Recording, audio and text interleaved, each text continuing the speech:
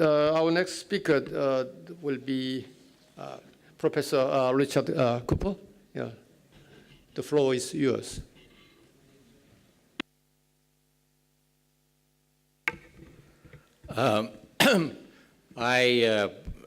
When planning for this session took place many months ago, I was to talk about U.S.-China relations, particularly on the economic front. I, along with many other people, did not anticipate the election of Donald Trump during the U.S. election. And so I thought I would speculate is the only way to put it, speculate a little bit about what U.S.-China relations might be in a Donald Trump administration on the basis largely of remarks he made during the campaign. As has been said at several times already during this conference, Donald Trump did not actually campaign on the basis of future policy, economic or otherwise. He campaigned largely on slogans, which were, or bumper stickers we sometimes call them, which were often emotive in their content, and they suggested, but sometimes with contradictions, they suggested something about Trump's policy preferences, but nothing about policy at all, just sort of aspirations or hopes or things he would do. So I thought I'd spend a little bit of time talking about, on the basis of his remarks during the campaign, what we might expect in at least the first 2 years of a Trump administration with respect to China. And the first point I want to make is that his agenda, or implied agenda, plus the passage of time, which he didn't take into account, will be overwhelmingly domestic in terms of U.S. policy, and that doesn't much bear on U.S.-China relations, but it's the context in which his actions on foreign policy will take place. Just to run through them, Congress is, you may or may not know, we don't have a budget for this year, the year we're now in, and we deal with that by what's called continuing resolutions. Congress has talked now about, the current one runs out on December 9th. Congress has talked about changing that to mid-March so that Trump, as an incoming president, can have a voice in the budget for this year. Now, that's not something he anticipated, but it's something, it's going to be a high item on his agenda, and that's going to preoccupy him, and no matter what he does, he will be criticized. If he does relatively little with the Obama's budget, he will be criticized for not doing more, and if he does a lot with the Obama budget, he will be criticized for that. But I'm not a politician, so I don't understand actually the decision that the Republicans had made on that particular issue. But that will be, apart from his appointments, that will be number one. And not far behind that will be the debt ceiling again. In March, tax reduction is high on his agenda, and it has a lot of support within the Republican Party. That will feature. Appointments to the Supreme Court are high on his agenda. That will feature. There is one vacancy now, and it's a divided court. Deregulation, particularly of environmental rules and arguably of financial rules, is high on his agenda and has some support in his party. And finally, overturning, or as he's recently said, significantly modifying the Affordable Care Act, which is sometimes called Obamacare, American health care. All of these are overwhelmingly U.S. domestic issues. They are the ones in which he will have support. It's a little bit like Brexit in the sense that Obamacare will be unscrambling eggs that have already been scrambled. The same is true of financial regulation. The same is true of environmental regulation. So while there's sympathy in the Republican Party, there will be strong opposition in the Democratic Party, particularly in the Senate, where congressional action is required.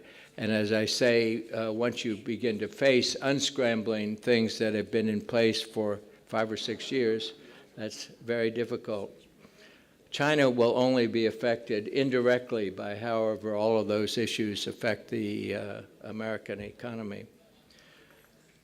Second category of issues is where China was mentioned explicitly in the campaign, and I'll mention 3. The first has to do with currency manipulation. That's a technical term drawn from the Articles of Agreement of the IMF, never defined.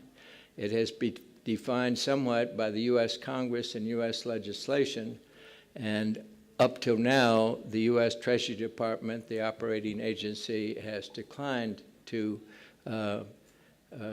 define the Chinese currency as having been manipulated. This is an issue of 10 years ago. This is not a current issue. And I don't, Trump, I read in his various statements, is not actually a student of history.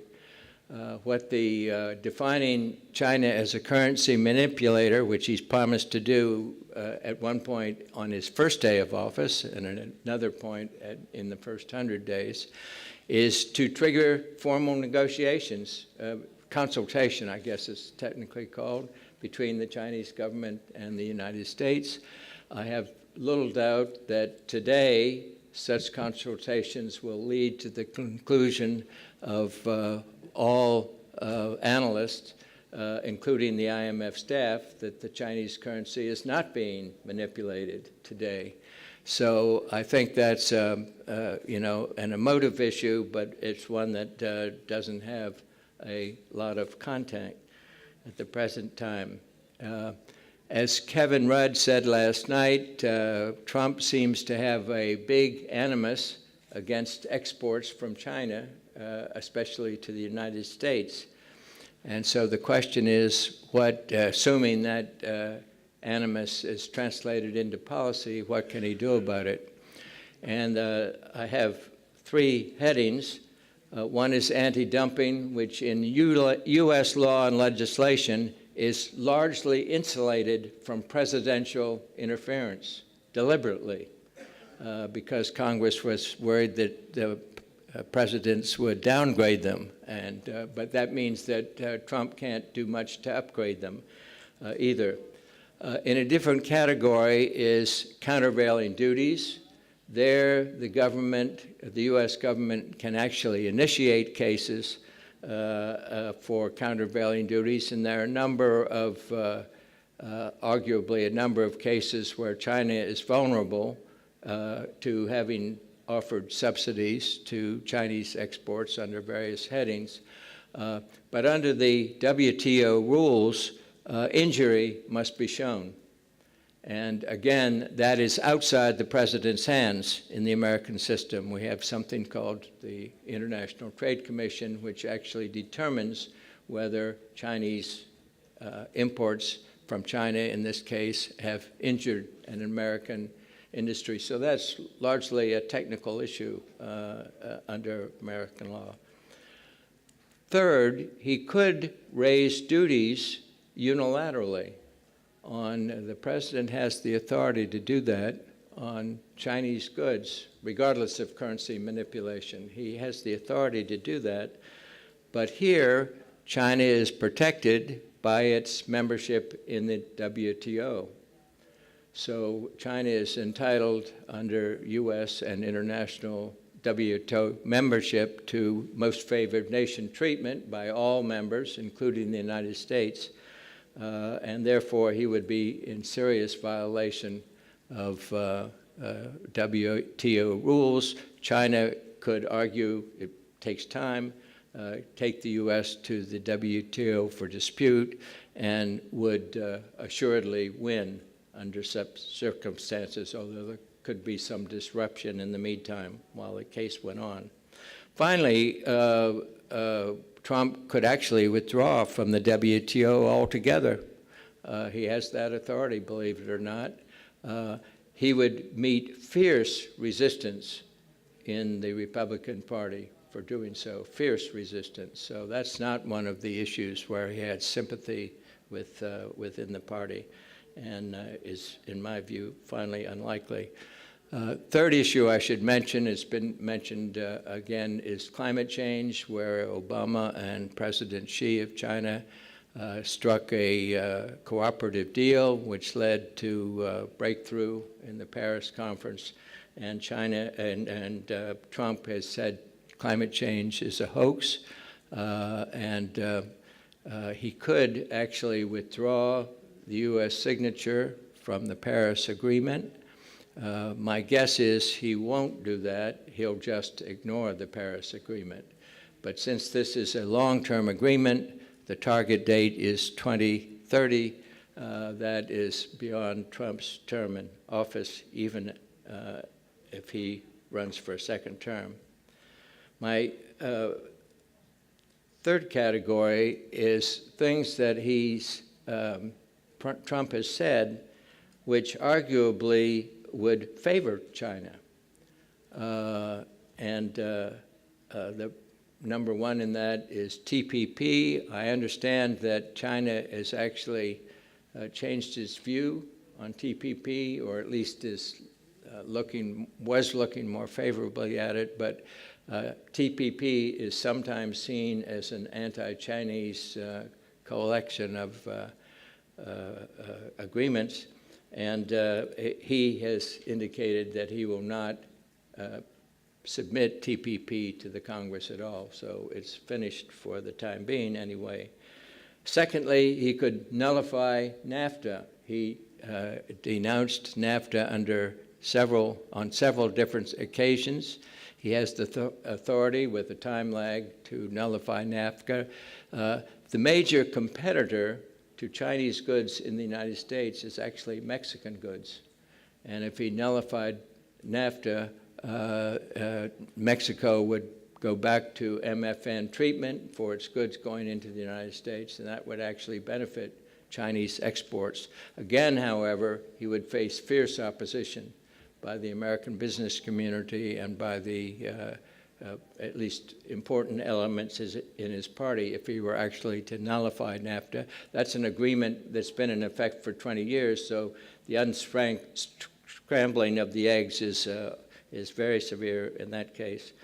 Thirdly, he has threatened our alliances, most notably NATO, but including our alliance with Japan and with South Korea.